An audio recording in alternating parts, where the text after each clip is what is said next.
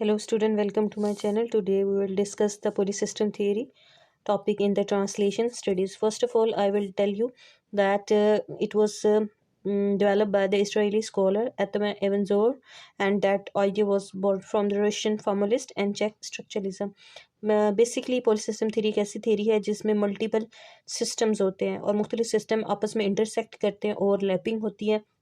लेकिन ये सारे के सारे सिस्टम एज अ फंक्शन जो कर रहे होते हैं as a whole one structure कर रहे होते हैं, और जहाँ पे मेंबर्स जो होते हैं वो इंडिपेंडेंट होते हैं. अगर आप पुलिस सिस्टम थेरी के हवाले से देखें तो पुलिस सिस्टम थेरी में जब मुख्तलिफ सिस्टम आपस में इंटरसेक्शन कर रहे होते हैं तो उनकी पोजीशन जो होती है डायनामिक हायरार्की के अंदर चेंज होती रहती है.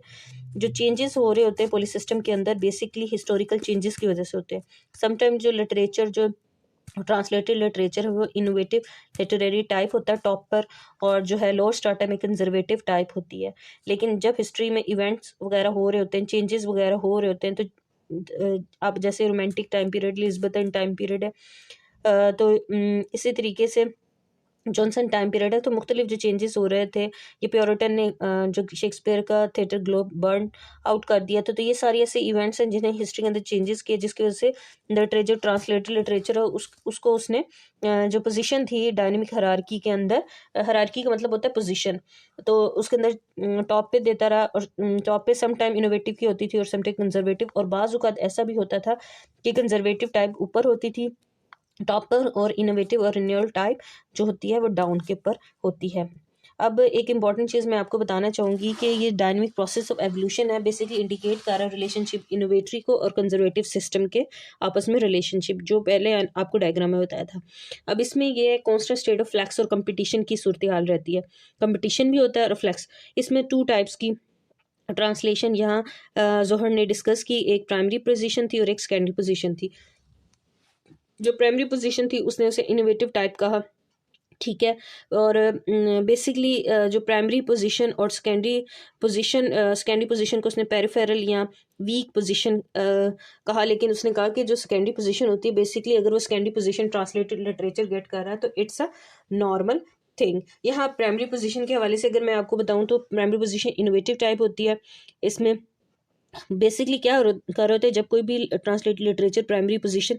गेट कर रहा है, उसका रीज़न क्या होता है, जो हम टारगेट ऑडियंस और टारगेट कल्चर के लिए हमने मॉडल प्रोड्यूस करना होता है. और वो मॉडल कैसे प्रोड्यूस होता है, जो टॉप लीडिंग राइटर्स होते हैं उनके थ्रू हम ट्रांसलेटेड लिटरेचर को प्रोड्यूस कर रहे होते हैं, उसके थ्रू पोइटिक डिवाइसेस टेक्निक्स वगैरह इंट्रोड्यूस करवाई जा रही होती हैं, ठीक है, और मेजर इवेंट्स जो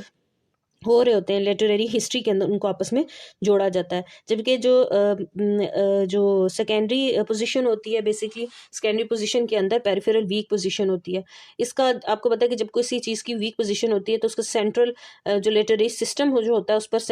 पर जो होल्ड होता है वो कम हो जाता है. इसके अलावा ये कंजर्वेटिव टाइप होती है, जबकि जो प्राइमरी ट्रांसलेटेड लिटरेचर होता है वो इनोवेटिव होता है. इसी तरीके से जो सेकेंडरी पोजीशन लिटरेचर गेट करता है, रीज़न क्या है कि वो जो कन्वेंशनल नॉर्म्स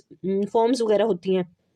लिटरेचर के अंदर उसको प्रिजर्व भी करता है, और इसके अलावा confirming the literary forms of target system. जहर ने पॉइंट आउट किया कि सेकेंडरी पोजीशन जो ट्रांसलेटेड लिटरेचर करता है वो नॉर्मल एक नॉर्मल पोजीशन है. यहाँ पे वो कहता है कि प्राइमरी पोजीशन और कहता है कि कोई भी लिटरेचर जब गेट कर रहा होता है तीन केसेस होते हैं, या तो यंग लिटरेचर डेवलप होता है, स्टैब्लिश हो रहा होता है, यहाँ पे लिटरेचर पेरिफेरल वीक होता है या वकीम होता है लिटरेचर. जैसे कि डायग्राम में आपको बताएं कि तीनों जो हैं ट्रांसलेटेड लिटरेचर जो प्राइमरी पोजीशन सेकेंडरी पोजीशन जो होती है उसका गेट करना प्राइमरी पोजीशन है, तो ये इन तीन चीज़ों का होना ज़रूरी है. तीन केसेस हैं. अगर आप प्राइमरी पोजीशन को देख रहे हैं तो उसने यहाँ पे तोरे की हिब्रो इनलाइटमेंट की एग्जांपल दी. अब ये 18 और 19 सेंचुरी का टाइम पीरियड है जब इंग्लिश जो लिटरेचर के अंदर जो था जर्मन इंग्लिश लिटरेचर का टाइम पीरियड है. और इसके अलावा हिब्रो इनलाइटमेंट जो है 18th century 19th century which arose in Germany and use the German model. English language के अंदर ये तोरे ने हिब्रो इनलाइटमेंट इंट्रोड्यूस करवाया. सेकंड जो है जो फिनलैंड की लैंग्वेज थी उसके जो लिटरेचर था फिनिश लिटरेचर था, जिसके अंदर रियलिस्ट जो नॉवल था वो बेसिकली मॉडल कहाँ से लिया था, उसने फ्रांस से या ब्रिटेन से उठाया था. ये आपको बता रहा है कि कोई भी टारगेट कल्चर या टारगेट ऑडियंस के लिए हम जो एक स्पेशली एक मॉडल लेते हैं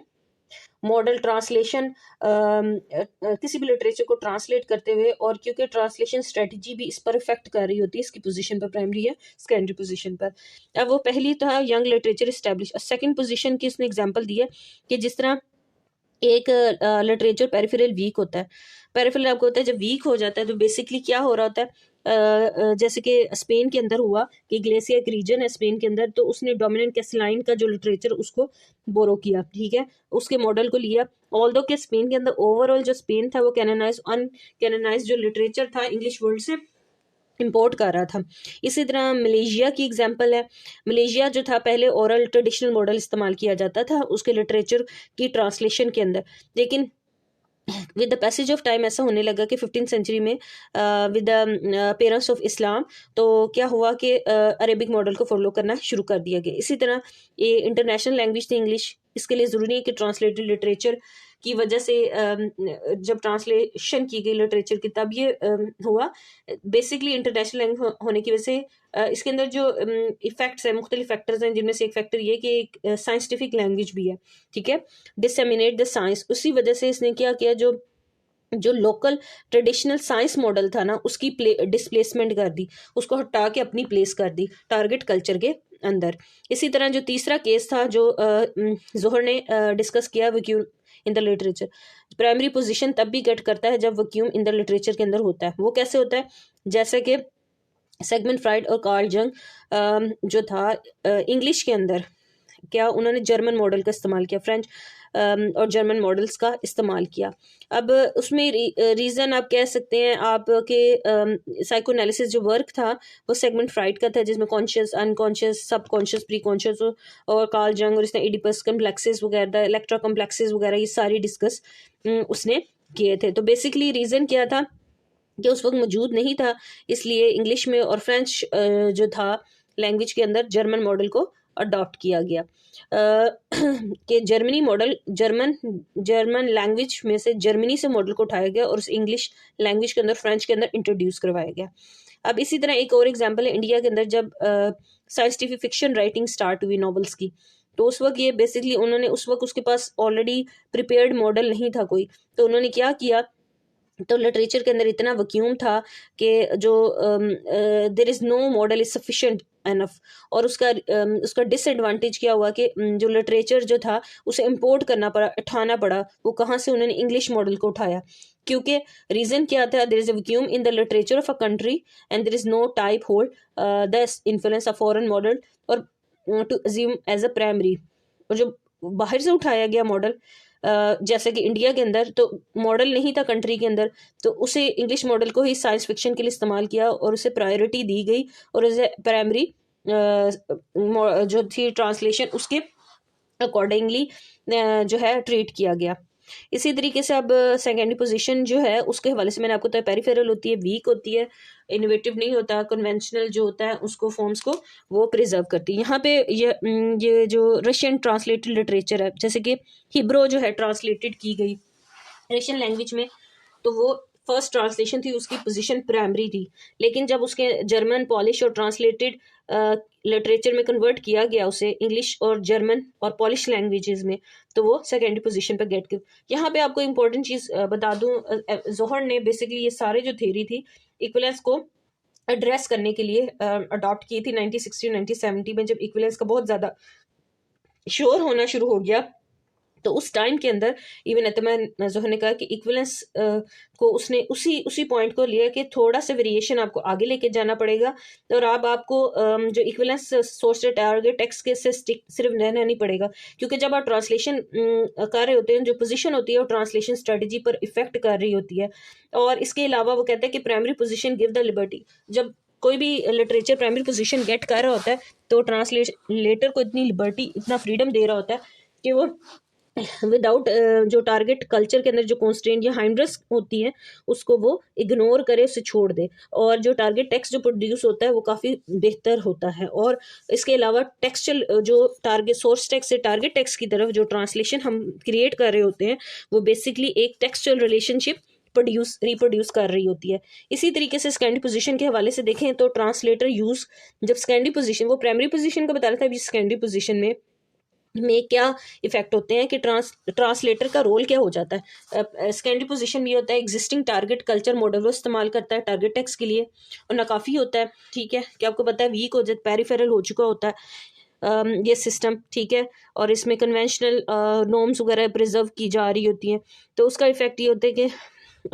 नाउन एडिक्वेट ट्रांसलेशन होती है, ना काफ़ी होती है, और एग्जिस्टिंग टारगेट कल्चर मॉडल को इस्तेमाल किया जाता है। यही मैं बता रही हूँ कि ट्रांसलेशन थ्योरी जो था इस स्केप था, जो आर्गुमेंट्स 1960 और 97 में इक्वलेंस कॉन्सेप्ट, इक्वलेंस पर focus, equivalence equivalence equivalence, source text target text में इक्वलेंस है कि नहीं है, वर्ड फॉर वर्ड ट्रांसलेशन हो रही है कि नहीं हो रही, मीनिंग उसके जो ऑथरशिप है उसको फॉलो किया जा रहा है कि नहीं, उसकी इंटेंशन उसकी पर्सनैलिटी डिपिक हो रही है कि नहीं हो रही, ये सारी चीज़ों को थोड़ा से आगे की तरफ मूव किया उसने कि equivalence is no longer to be fixed. अब इक्वलेंस का जो कॉन्सेप्ट है एक जैसा वो अब ख़त्म हो गया है, it varied according to the extra textual condition. और क्या ये चेंजेस इसमें आ सकते हैं, क्या एक्स्ट्रा टेक्सचुअल कंडीशंस और उसके टेक्स्ट के अंदर आप चेंजेस ला सकते हैं according to the situation, and this is all about the एतम इब्न ज़ुहर। और बेसिकली ये जो सारा क्रिटिसिज्म उसने इक्विलेंस पे किया, यही डिबेट जो है वो कंटिन्यू कर रहा था, बेसिकली ये बताने के लिए कि जो किस तरीके से मुख्तलिफ जो फ़ॉरेन लैंग्वेजेस जो होती हैं मॉडल उनको इस्तेमाल किया जाता है, ठीक है, जब इनसफिशेंट हो जाता है। तो बेसिकली जो